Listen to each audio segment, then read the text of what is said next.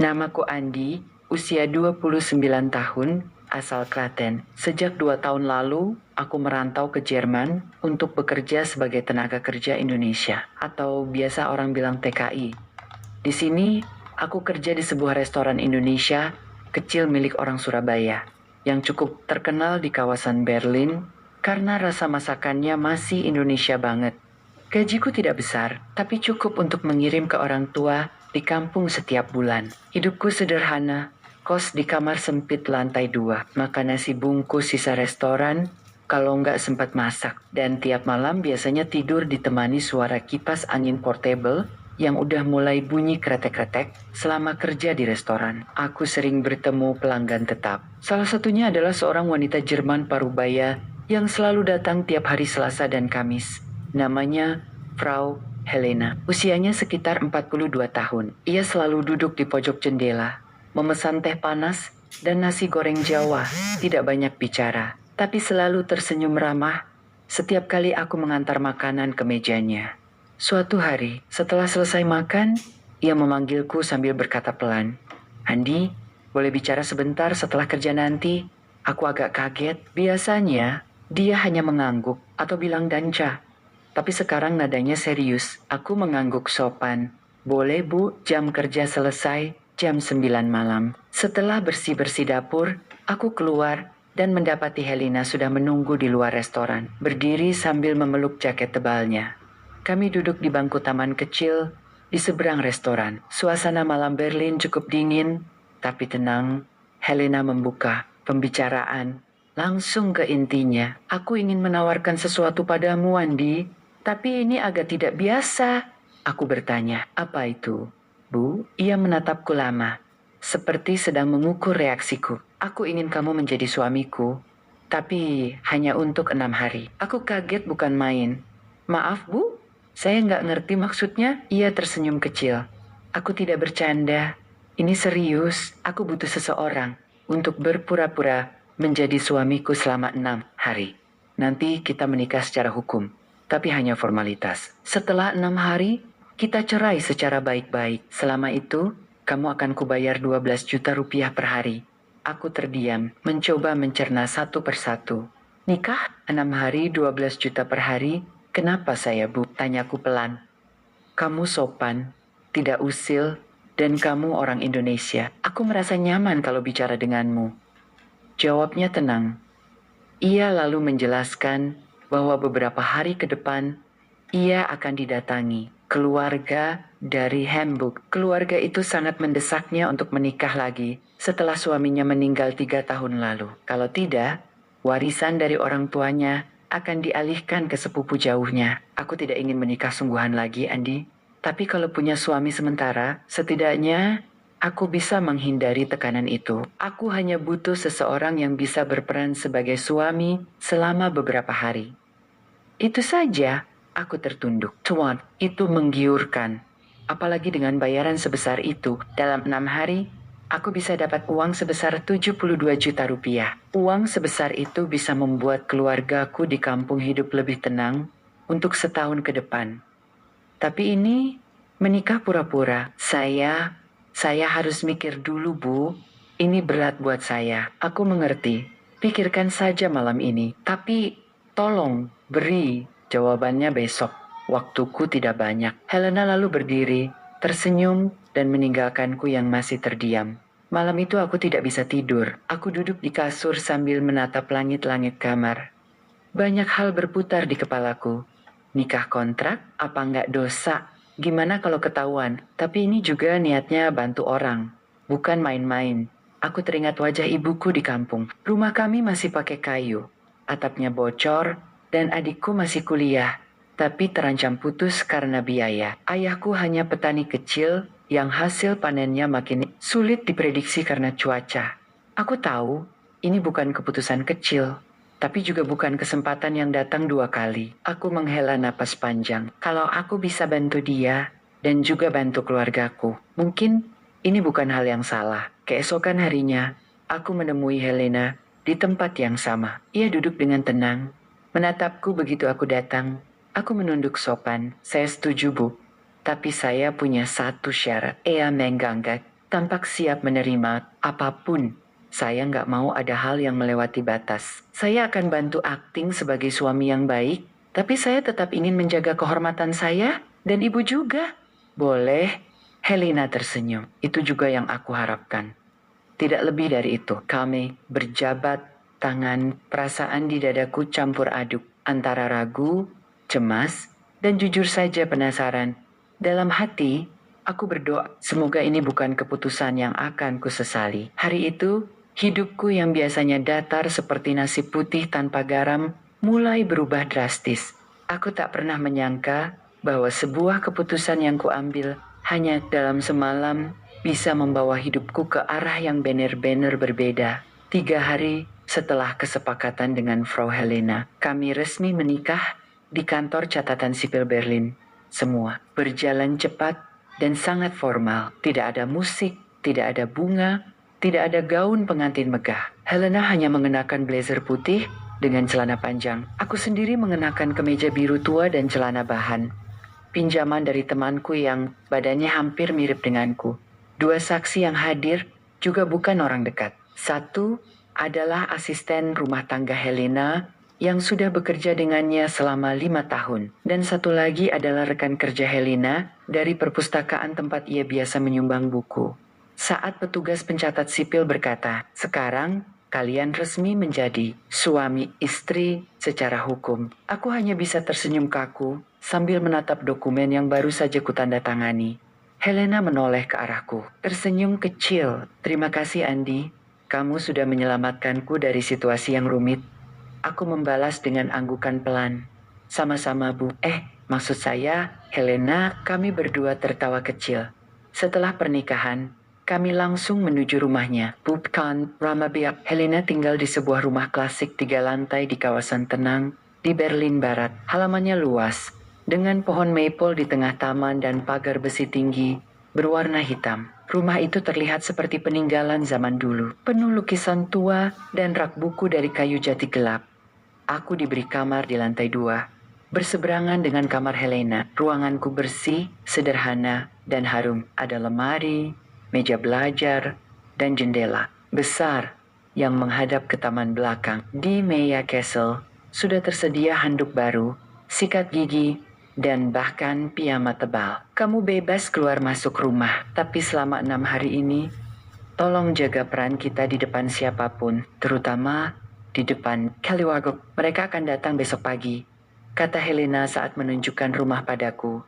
Aku mengangguk cepat. "Siap, saya akan jaga semuanya baik-baik." Malam itu, kami makan malam di ruang makan yang luas. Ada 1 meja panjang dengan 6 kursi kosong. Hanya ada aku dan Helena yang duduk saling berhadapan. Helena memasang suasana seperti pasangan sungguhana Dalilin. Ada musik klasik pelan di latar belakang. Tapi kami hanya makan dalam diam. Sesekali bertukar senyum. "Maaf ya, kalau suasana terasa aneh," katanya sambil menaruh sendok. "Enggak, apa-apa Helena. Saya juga masih agak kaku, tapi lama-lama pasti terbiasa." Helena mengangguk, pandangannya kosong menatap ke arah jendela. Aku belum pernah duduk berdua lagi dengan seseorang di meja ini sejak suamiku meninggal. Aku tak tahu harus menjawab apa. Yang kulakukan hanya menunduk dan memindah nasi ke piringku. Hari pertama pernikahan kami berlalu tanpa banyak kejadian. Tapi hari kedua adalah awal dari akting sungguhan. Pagi-pagi, Helena sudah mengenakan pakaian rapi, blus biru muda, dan celana putih dengan riasan tipis yang membuatnya terlihat lebih muda dari usianya. Mereka datang sebentar lagi, kita harus tampak seperti pasangan yang saling mencintai. "Ya," ucapnya sambil menyemprotkan parfum ke lehernya. Aku hanya mengangguk, walau jantungku mulai berdetak lebih kencang. Jam 10 pagi, mobil keluarga Helena tiba. Dari dalamnya turun 3 orang. Seorang wanita paruh baya yang ternyata kakak Helena, seorang pria muda keponakannya, dan seorang pria berkacamata yang terus menatapku dari atas ke bawah. "Ini dia suamiku, Andi," kata Helena sambil menggandeng tanganku di depan mereka. Aku menyalami satu persatu. "Senang bertemu, saya Andi." Semua tampak sopan, tapi aneh. Tatapan mereka seperti sedang menilai. Mungkin mereka bingung kenapa Helena, wanita Jerman kelas atas, bisa menikahi pria Asia yang jelas bukan dari kalangan mereka. Hari-hari berikutnya dipenuhi peran pura-pura. Setiap pagi kami sarapan bersama, kadang duduk di taman dan berpura-pura berbincang soal masa depan. Tapi di balik semua itu, aku mulai melihat sisi lain dari Helena setiap malam. Setelah keluarga pulang ke hotel, Helena sering duduk sendiri di balkon sambil membawa secangkir teh hangat. Aku sesekali keluar untuk buang sampah atau hanya menghirup udara malam dan mendapati dia melamun di sana. Enggak dingin, Helena? Tanyaku suatu malam. Tidak, aku terbiasa. Ia memandangi langit. Dulu, aku dan suamiku sering duduk di sini. Kami bicara soal banyak hal, rencana liburan, impian kami. Sekarang, yang tersisa hanya suara angin malam. Aku ikut duduk di kursi sebelahnya. Suasana hening. Aku tahu ini bukan waktunya banyak bertanya. Kamu tahu, Andi, ucapnya pelan. Kadang kesepian itu lebih menyakitkan dari kemiskinan. Kalimat itu menancap dalam di dadaku.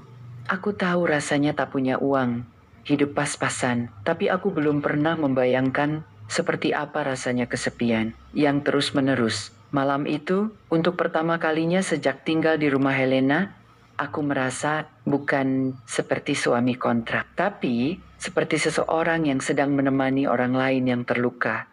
Dan di sanalah perasaanku mulai goyah. Aku mulai bertanya-tanya, apakah 6 hari ini benar-benar cuma soal uang? Atau ada sesuatu yang lebih dalam dari sekadar kontrak? Pertanyaan itu terus mengendap di kepalaku sepanjang malam. Aku berbaring di tempat tidur, memandangi lenggit-lenggit kamar, sambil memutar ulang setiap percakapan dengan Helena. Awalnya semua ini terasa seperti tugas sebuah peran yang harus kujalankan. Sebaik mungkin, demi bayaran besar, tapi sekerong. Semuanya terasa lebih rumit dari yang kubayangkan. Helena bukan wanita biasa. Di balik sikapnya yang tenang dan sopan, ada kesedihan yang dalam. Aku bisa melihat itu dari sorot matanya. Setiap malam kami duduk di balkon, seolah ada kenangan yang tidak pernah benar-benar pergi. Dan anehnya, aku mulai peduli hari keempat. Pernikahan kami dimulai dengan udara yang sedikit lebih hangat. Matahari muncul malu-malu dan burung-burung kecil bersuara dari balik pepohonan taman belakang. Aku turun ke dapur lebih pagi dari biasanya dan ternyata Helena sudah ada di sana. Ia mengenakan celemek biru tua dan sedang memasak sarapan. Kamu bangun cepat hari ini, katanya sambil tersenyum. Saya nggak bisa tidur nyenyak tadi malam, jawabku jujur. Dia menunjuk kursi di meja makan. Duduklah, aku masak roti, panggang dan telur. Hari ini aku ingin masak sendiri. Rasanya seperti rumah tangga, sungguhan. Aku duduk perlahan dan dalam hati ada rasa hangat yang pelen-pelen merayap. Suasana ini memang terasa nyata, seperti aku bukan orang asing lagi di rumah ini. Setelah sarapan, kami duduk di taman belakang, menikmati teh hangat. Tak ada kata-kata, hanya diam. Tapi diam yang tidak canggung, diam yang justru terasa nyaman. Menjelang siang, Helena mengajakku ikut ke pusat kota. Kita harus beli beberapa bahan makanan untuk makan malam nanti. Kakakku ingin kita masak bersama dan makan keluarga. Seperti dulu, katanya. Kami naik mobil bersama. Di perjalanan, aku duduk di kursi depan sambil melihat jalanan Berlin yang penuh pepohonan dan bangunan klasik. Helena membuka kaca jendela sedikit, membiarkan angin masuk. Dulu aku sering mengantar suamiku belanja seperti ini, katanya tiba-tiba. Maaf, kalau saya mengingatkan, tidak. Justru kamu membuat aku merasa tidak sendirian lagi. Aku terdiam, hatiku makin bingung. Aku tahu ini hanya sementara, tapi kenapa suasananya seperti asli? Sesampainya di pasar kecil yang berada di pojok kota, Helena menggandeng tanganku, bukan karena perasaan, tapi karena peran. Kami harus terlihat sebagai pasangan. Namun, saat tangannya menyentuh tanganku, ada sesuatu yang terasa berbeda. Bukan sekadar acting, tangannya hangat dan genggamannya tidak kaku.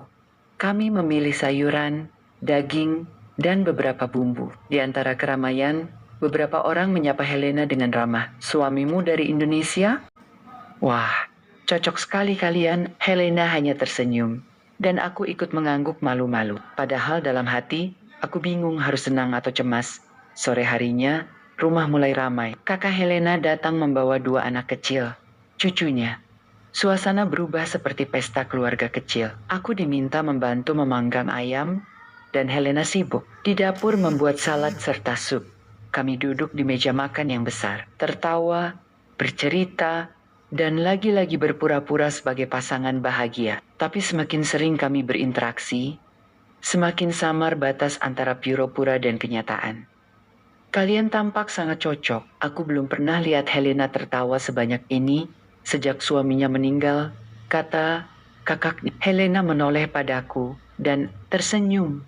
Andi membawa udara segar ke hidupku. Aku membalas senyuman itu, tapi dalam hatiku muncul pertanyaan baru. Apakah ini hanya bagian dari naskah yang sudah ia rancang, atau ia benar-benar mulai merasa nyaman denganku? Malam itu, setelah tamu pulang dan rumah kembali sepi, aku keluar ke balkon. Kali ini, aku yang menawari teh hangat, teh chamomile. Seperti malam pertama aku lihat, Helena duduk di sini, kataku sambil menyodorkan cangkir. Ia tersenyum dan mengambilnya. Kami duduk berdampingan dalam diam. Lagi, tapi malam ini, suasananya berbeda. Kamu tahu, Andi, ucap Helena pelan, aku tidak menyangka akan merasa senyaman ini dengan orang yang baru ku kenal seminggu. Aku melirik ke arahnya. Saya juga, Helena. Awalnya saya kira ini hanya soal uang, tapi sekarang saya bingung sendiri. Rasanya seperti saya benar-benar tinggal di rumah ini. Ia tertawa pelan. Kamu tinggal 2 hari lagi di sini. Setelah itu, kita akan kembali ke dunia nyata ya. Aku mengangguk. Tapi hati ini terasa berat. Helena lalu berdiri, berjalan mendekat, dan berkata, Andi, besok kita ke danau kecil dekat rumah, tempat yang dulu sering aku kunjungi bersama almarhum suami. Untuk apa? Tanyaku penasaran. Aku ingin mengingat, sekaligus melupakan, tapi bukan sendirian. Aku ingin kamu ikut. Aku tidak menjawab, hanya mengangguk. Tapi dalam hati, aku mulai menyadari satu hal. Mungkin aku datang ke hidupnya sebagai suami kontrak, tapi kenapa perasaan ini mulai terasa nyata? Pagi itu, aku bangun lebih awal dari biasanya. Entah kenapa, tidurku semalam tidak benar-benar nyenyak. Kata-kata Helena terus berputar di kepalaku. Aku ingin mengingat sekaligus melupakan, tapi bukan sendirian. Aku ingin kamu ikut. Aku belum sepenuhnya mengerti maksudnya, tapi aku tahu ini bukan sekadar jalan-jalan ke danau. Ada sesuatu yang ingin ia sampaikan, sesuatu yang penting. Helena sudah menungguku di ruang tamu. Ia mengenakan mantel wol berwarna abu-abu tua dan syal biru lembut yang melingkar di lehernya. Rambut pirangnya diikat sederhana, tanpa riasan, tapi tetap terlihat anggun. Kita naik mobilku. Danau itu sekitar 30 menit dari sini, katanya sambil tersenyum kecil. Kami melaju dalam hening. Sesekali aku mencuri pandang ke arahnya. Tapi ia tampak sibuk dengan pikirannya sendiri. Matanya menatap lurus ke depan. Bibirnya rapat tanpa ekspresi. Seolah sedang menyiapkan dirinya untuk sesuatu yang berat. Mobil berhenti di sebuah tempat yang sangat tenang. Danau kecil itu dikelilingi pohon-pohon pinus dan semak liar. Airnya bening, hampir seperti kaca, memantulkan langit yang sedikit mendung. Tak ada orang lain di sana, hanya kami berdua. Helena berjalan pelan ke tepi danau, lalu duduk di bangku kayu tua yang mulai berlumut. Aku mengikutinya tanpa banyak bicara, hanya duduk di sebelahnya, menunggu ia mulai bicara lebih dulu. Butuh waktu beberapa menit sebelum ia akhirnya bersuara. Aku dan suamiku dulu sering kesini. Setiap musim gugur, kami akan membawa kopi termos dan duduk diam sambil melihat air. Tempat ini seperti tempat khusus kami, tempat di mana tidak ada tuntutan, tidak ada keramaian, hanya kami berdua dan ketenangan. Aku menatap air danau, membiarkan kata-kata Nia meresap. Tempat ini indah, Helena. Ya, indah. Tapi kadang keindahan juga bisa menyakitkan saat semua yang kau cintai sudah tak ada. Aku menoleh ke arahnya. Ia masih menatap air, tapi air matanya mulai jatuh perlahan. Aku kehilangan dia 2 tahun lalu karena kanker pankreas. Semua terjadi begitu cepat. Kami bahkan tidak sempat bicara banyak sebelum dia pergi. 1 minggu sebelumnya, kami masih berdebat soal hal-hal kecil. Dan seminggu setelahnya, aku duduk sendiri di pemakaman. Suasana menjadi sangat sunyi. Bahkan suara burung pun seolah enggan menyela. Dan kamu tahu, Andi, Sejak hari itu, aku tak pernah ke tempat ini lagi. Aku takut kenangan itu akan terlalu berat. Tapi aku juga tahu, kalau aku terus menghindar, aku tak akan pernah benar-benar sembuh. Aku tak tahu harus berkata apa. Aku hanya mengulurkan tangan, pelan-pelan menggenggam jemarinya yang dingin. Helena, saya mungkin bukan siapa-siapa dalam hidupmu, tapi hari ini saya di sini dan saya akan duduk di sampingmu selama kamu butuh. Ia menoleh, menatapku dengan mata merah, tapi penuh ketulusan. Terima kasih Andi, kamu mungkin datang karena alasan praktis, uang, kontrak, tapi kehadiranmu ternyata lebih dari itu. Kami duduk diam untuk waktu yang lama. Angin meniup pelan rambut kami. Daun-daun kering berjatuhan satu persatu ke permukaan danau, menciptakan riok-riok kecil. Helena lalu membuka tas kecilnya, mengeluarkan sebuah kotak kayu kecil. Ini abu kremasi suamiku. Aku ingin menaburkannya di sini, tapi selalu ragu. Hari ini, aku tahu aku sudah siap, dan aku ingin kamu menyaksikannya. Aku terdiam. Ini bukan hal kecil. Ini semacam perpisahan terakhir yang sakral bagi Helena. Aku berdiri bersamanya, dan kami berjalan mendekat ke tepian. Dengan tangan gemetar, ia membuka kotak itu perlahan. Butiran abu berwarna kibu-buabuan tampak mengendap di dalamnya. Selamat jalan, Daniel. Bisiknya pelan, lalu dengan satu gerakan tenang, ia menaburkan abu itu ke danau, membiarkannya larut bersama angin dan air. Air matanya kembali mengalir, tapi senyumnya untuk pertama kalinya terlihat seperti kelegaan. Setelah itu, kami duduk kembali. Kali ini, Helena bersandar ke bahuku. Tanpa banyak kata, aku merasa lebih ringan sekarang, katanya. Bagus. Kamu sudah sangat kuat, Helena. Aku bisa kuat karena kamu di sini. Balasnya pelan. Aku terdiam, jantungku berdetak lebih cepat. Bukan karena gugup, tapi karena perasaan yang semakin tak bisa kujelaskan. Semua ini terasa, nyata. Dalam perjalanan pulang, suasana di mobil terasa berbeda. Tidak terlalu hening, tapi juga tidak ramai. Seperti dua orang yang baru saja melewati sesuatu yang besar dan kini sedang menikmati sisa kehangatannya. Andi, besok adalah hari terakhir ya. Aku menoleh, lalu mengangguk. Ya, besok hari ke-6. Setelah itu, saya ke Indonesia mungkin. Atau cari kerja lagi di sini. Saya belum tahu. Helena menatap keluar jendela. Kalau aku bilang, aku tidak ingin kamu pergi. Apa kamu percaya? Aku menoleh cepat. Maksudmu? Aku tidak tahu sejak kapan, tapi selama beberapa hari ini, aku merasa kamu bukan hanya suami kontrak. Kamu mulai mengisi ruang yang lama kosong. Aku tak bisa tenggorokanku tercekat.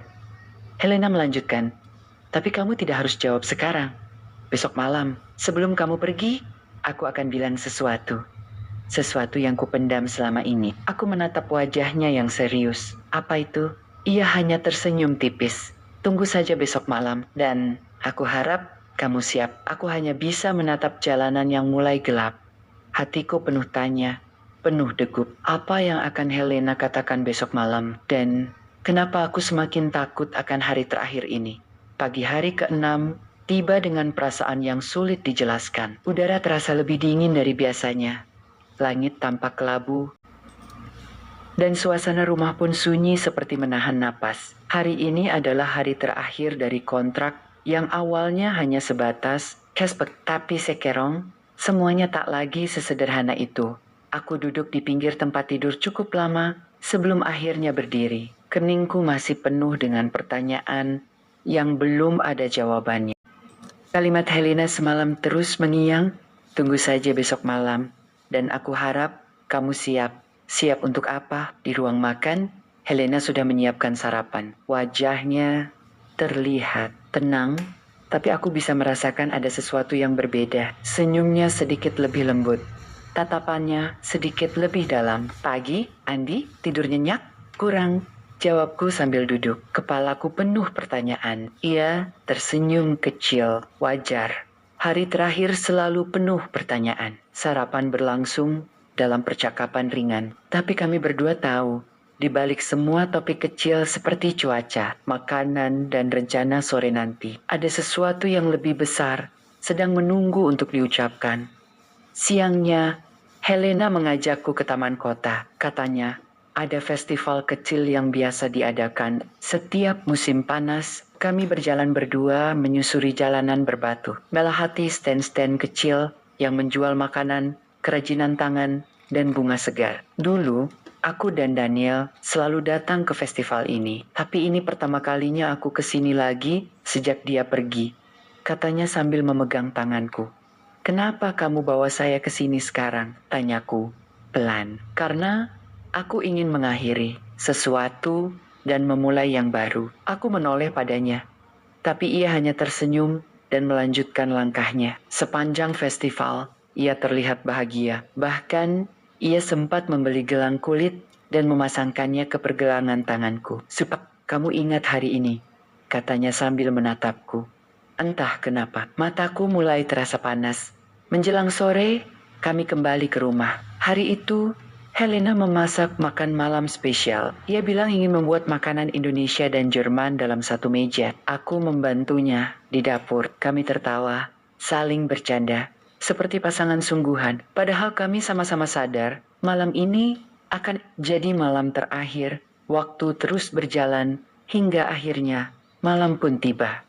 Meja makan sudah tertata rapi. Lilin menyala di tengah meja dan aroma makanan memenuhi ruangan. Kami makan perlahan, tanpa tergesa. Sesekali menatap, sesekali diam, seolah waktu ikut memperlambat langkahnya. Setelah makan, kami duduk di ruang tengah. Helena mengambil 2 cangkir teh, lalu duduk di sebelahku. Di meja depan kami, ada satu kotak kecil berwarna coklat tua. "Andi," suaranya mulai pelan.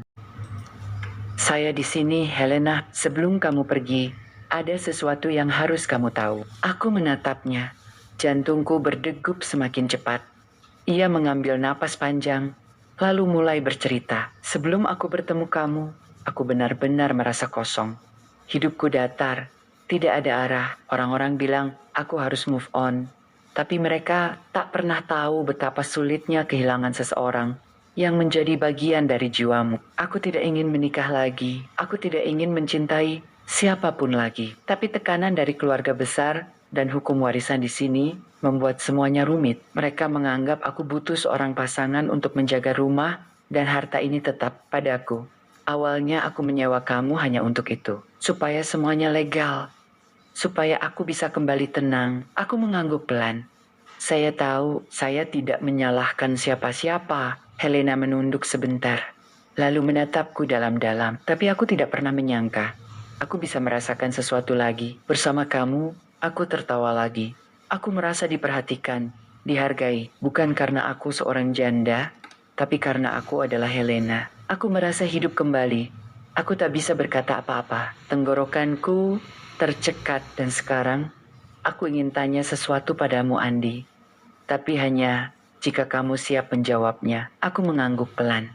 Jika aku berkata, aku tidak ingin ini berakhir. Jika aku berkata, aku ingin kamu tetap di sini. Bukan sebagai suami kontrak, tapi sebagai seseorang yang aku pilih sendiri. Apa kamu bersedia? Mataku membelalak. Aku bahkan lupa cara bernapas sejenak.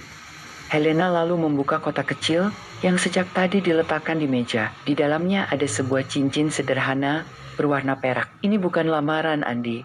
Ini hanya harapan. Aku tidak minta kamu mencintaiku. Sekarang juga, aku hanya ingin tahu, apa kamu mau mencoba hidup bersamaku tanpa batas waktu?" Ruangan menjadi sangat hening. Bahkan suara jam dinding terdengar seperti palu yang berdetak keras. Aku memejamkan mata. Dalam benakku terputar seluruh kenangan selama 6 hari terakhir. Tawa, kesedihan, air mata, dan kenyamanan yang tak pernah kurasakan selama ini. Dan hal yang paling kuat, aku tidak ingin pergi, Helena. Aku membuka mata, menatapnya lekat-lekat. Saya datang ke sini demi uang. Tapi sekarang, saya ingin tinggal. Karena saya merasa pulang. Wajah Helena langsung berubah. Air mata jatuh tanpa bisa ditahan. Ia menutup mulutnya dengan tangan, lalu memelukku erat. Untuk pertama kalinya dalam hidupku, aku memeluk seseorang bukan karena kewajiban, tapi karena keinginan. Aku merasa ada tempat untukku di sini, di sisinya. Dan malam itu, Tak ada lagi kontrak, tak ada lagi kesepakatan. Hanya dua orang yang akhirnya memilih satu sama lain tanpa alasan lain selain perasaan yang tulus. Pagi hari ketujuh, matahari bersinar hangat, berbeda dari hari-hari sebelumnya yang sering diselimuti awan. Seolah alam pun tahu bahwa hari ini bukan akhir dari segalanya, tapi justru sebuah permulaan yang baru. Aku bangun dengan perasaan yang belum pernah kurasakan sebelumnya. Rasanya damai, tapi juga penuh semangat. Saat aku melangkah ke dapur, aroma kopi sudah tercium. Helena berdiri di sana, mengenakan kaos abu-abu dan celana panjang santai. Wajahnya terlihat ringan, lebih segar dari biasanya. Pagi, sapanya sambil tersenyum. Pagi, jawabku sambil duduk di kursi. Hari ini kita tidak punya jadwal apa-apa? Ya, hari ini kita bebas, katanya sambil menuangkan kopi ke cangkirku. Kita tidak lagi terikat jadwal kontrak. Aku tersenyum. Kata-katanya sederhana, tapi artinya sangat dalam. Setelah sarapan, kami duduk di teras belakang rumah, menghadap ke taman kecil yang selama ini jarang aku perhatikan. Ada bangku kayu di bawah pohon maple dan angin sepoi-sepoi yang membuat daun-daunnya bergoyang pelan. Andi, ujar Helena sambil menatap langit. Kamu tahu nggak? Dulu aku pikir setelah Daniel pergi, tidak akan ada lagi yang bisa membuatku merasa hidup. Tapi kamu salah, tanyaku pelan. Sangat salah, karena nyatanya seseorang datang dari tempat yang sama sekali tak terduga. Dan dia, pelen-pelen, membangunkan kembali hatiku. Aku menoleh padanya. Kita sama, Hel. Aku datang ke Jerman, bukan untuk jatuh cinta. Aku hanya ingin bertahan hidup, tapi ternyata kamu bukan hanya menyelamatkanku, kamu juga buat aku merasa berharga. Ia mengganggak, lalu menatapku sambil berkata, jadi kalau kita mau memulai semua ini, kita mulai sebagai dua orang yang saling memilih, bukan saling menyewa. Kamu siap? Lebih dari siap, jawabku sambil menggenggam tangannya. Hari-hari setelah itu berjalan lebih ringan. Tidak ada lagi perasaan sementara. Aku mulai benar-benar tinggal di rumah itu, membantu merawat taman belakang. Bahkan mulai belajar sedikit bahasa Jerman agar bisa menyatu lebih baik. Helena juga berubah. Ia mulai sering tertawa, mulai terbuka pada keluarga dan sahabatnya. Mereka pun mulai menerima keberadaanku bukan hanya sebagai suami kontrak, tapi sebagai bagian dari hidupnya. Satu hari, aku diajak Helena bertemu adiknya, Martha, yang selama ini sedikit sinis pada hubungan kami. Tapi pertemuan itu berjalan mengejutkan. Kamu tampak lebih bahagia sekarang, Hel, kata Martha sambil menyeruput tehnya. Karena aku memang bahagia, jawab Helena singkat. Dan kamu yakin dengan Andi? Helena menatapku sebentar lalu menjawab, lebih dari yakin. Aku tahu apakah ini akan selamanya, tapi aku tahu saat ini dia adalah orang yang aku butuhkan dan mungkin juga aku cintai. Aku hampir terbatuk mendengar kata-kata itu, tapi Martha justru tersenyum. Kalau begitu, selamat. Akhirnya kamu buka hati lagi. Malam itu di kamar, aku dan Helena duduk di ranjang, berbicara pelen-pelen seperti biasa. Tapi kali ini Helena membuka sebuah buku foto. Isinya momen-momen hidupnya bersama Daniel. Aku ingin kamu tahu masa laluku, Andi, supaya kamu paham bahwa aku tidak melupakan dia. Tapi aku juga tidak ingin hidup di masa lalu selamanya. Ia memperlihatkan foto-foto liburan, foto pesta ulang tahun, hingga foto terakhir Daniel sebelum sakit. Aku tidak minta kamu gantikan posisinya, katanya. Aku hanya ingin kamu jadi bagian dari kisah baru. Aku mengambil tangan Helena, menatapnya dalam-dalam. Aku tidak akan pernah mencoba jadi Daniel, tapi aku akan jadi Andi yang siap menemanimu. Dengan caraku sendiri, Helena tersenyum. Dan itu cukup. Kami berpelukan malam itu. Lama, dalam diam. Tak ada kata-kata manis berlebihan. Hanya kehangatan yang nyata. Beberapa bulan kemudian, aku mulai bekerja sebagai penerjemah freelance. Berkat bantuannya, hubungan kami berkembang bukan sebagai pasangan yang dilahirkan dari kontrak, tapi dari kebersamaan yang dibangun hari demi hari. Kadang, Aku masih teringat hari pertama aku menginjakkan kaki di rumah Helena. Hari itu aku hanya seorang TKI yang dibayar untuk berpura-pura menjadi suami. Tapi siapa sangka, sandiwara itu berubah menjadi kenyataan. Bukan karena uang, bukan karena tuntutan, tapi karena kejujuran dan waktu yang kami jalani bersama di Penghuing. Tahun 2020, Helena mengajakku kembali ke danau yang dulu. Saat kami duduk di bangku kayu yang sama, ia berkata, "Andi, kamu tahu kenapa aku bisikan kalimat itu di hari ke-6? Aku mengangguk pelan. Karena kamu ingin tahu apakah aku siap membuka hati." Helena tersenyum. "Bukan cuma itu, aku ingin kamu tahu bahwa hidup bukan hanya tentang kehilangan, tapi tentang menemukan orang yang bisa mengisi kekosongan. Itu dengan caranya sendiri." Dan saat matahari perlahan terbenam di danau yang tenang itu, aku sadar aku tidak lagi menjadi suami kontrak. Aku telah menjadi bagian dari kehidupan seseorang yang memilihku dengan hati. Dan itu adalah beb terbesar yang pernah aku terima sepanjang hidupku. Terima kasih saudara telah menyaksikan video sampai akhir. Mudah-mudahan bermanfaat dan sampai ketemu di video berikutnya. Sekian, apabila ada kekurangan mohon maaf yang sebesar-besarnya. Wassalamualaikum warahmatullahi wabarakatuh.